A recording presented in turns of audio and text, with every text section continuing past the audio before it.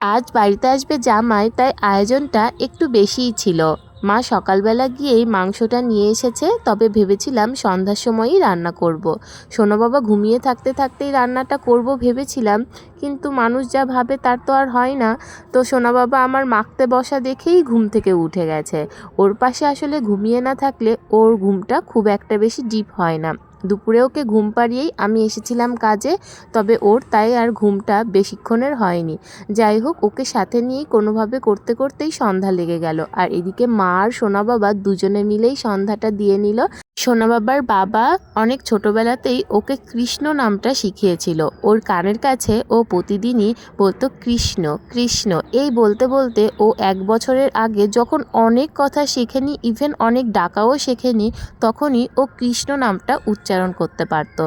আর আমাকে দেখে দেখে ও হরে কৃষ্ণ করে যেভাবে আমি সন্ধ্যা দিই, যেভাবে আমি প্রণাম করি, সেগুলোকেই ও কপি করার চেষ্টা করে। যাই হোক, ভালো কিছু দেখলে কপি করলে আসলে কারোরই কোনো অসুবিধা থাকে না। ও এখানে বসেও গেছে খাবার খেতে। আর আজকে সোনা বাবা বাবাকে পেয়ে যেন মাম্মামকে ভুলতেই বসেছে। বাবার সঙ্গে ওর খুনসুটি করতে করতে তারপরে লাস্টে অনেক রাতে আজ ঘুমিয়েছে।